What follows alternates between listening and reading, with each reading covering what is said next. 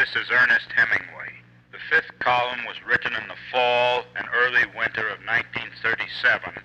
In this rare recording, Ernest Hemingway is describing his work on a play about the Spanish Civil War, even as it raged around him in Madrid. And while I was writing the play, the Hotel Florida, where we lived and worked, was struck by more than 30 high-explosive shells. So if it is not a good play, perhaps that is what is the matter with it. But in 1938, the New York Times said it was a good play, one of many works where Hemingway explored the agony of war. He experienced war on many different fronts, and he hated it passionately. Sean Hemingway is Ernest's grandson.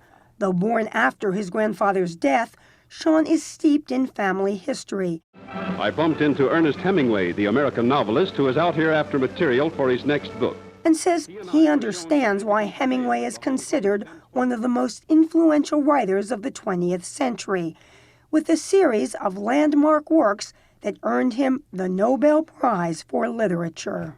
He illuminated the human condition. That's absolutely true. I think he's able to capture those emotions and in a very direct way, that you read it and you feel it. And now there is renewed interest in Ernest Hemingway. In the wake of the recent attacks on Paris, A Movable Feast, his love letter to the City of Light, sold out on Amazon. Hemingway first traveled to Paris in the 1920s, part of the lost generation of expatriate writers and artists. He introduced himself to Gertrude Stein, Ezra Pound.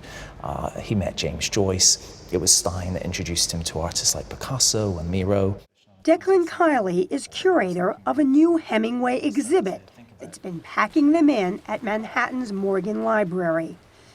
He says it was the 1926 novel, The Sun Also Rises, that put Ernest Hemingway on the map. This is a telegram from... This is Dorothy Parker writing from New York to Hemingway in Paris. She says, "Baby, your book is knocking them cold here. Isn't it swell? Love, Dottie." Made into a film starring Ava Gardner and Tyrone Power, it's set in Paris and Pamplona, Spain. The story of a World War I veteran with a devastating war injury.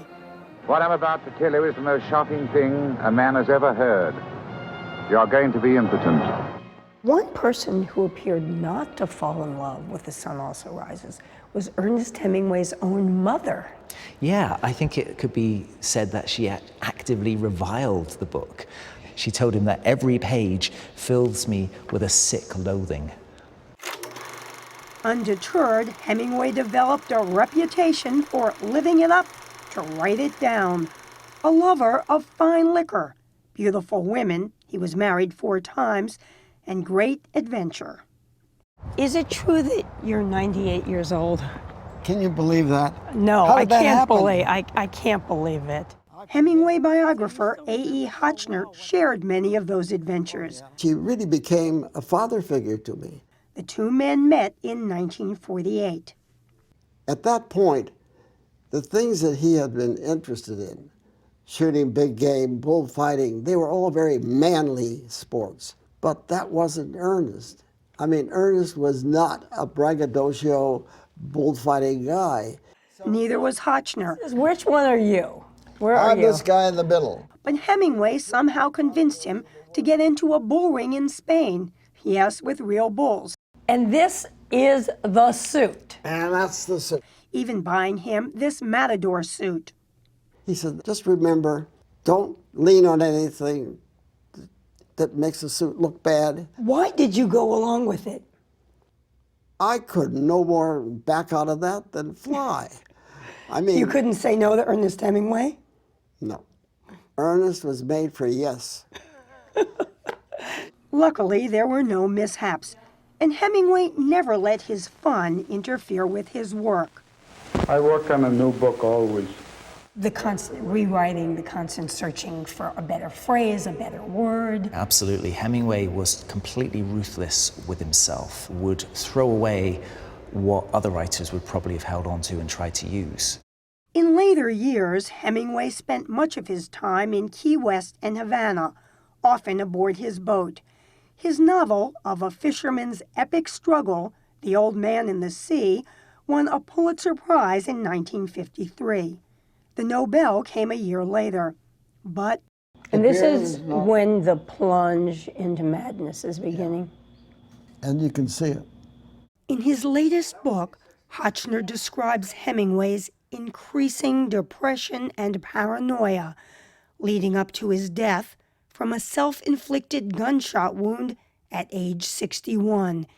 It was front-page news, the story of a man whose life and work still have the power to move us. Through it all was this incredible man, truly a genius of his kind, who had an attitude toward living and life that was like no other that I had ever met before then or after. He was an original.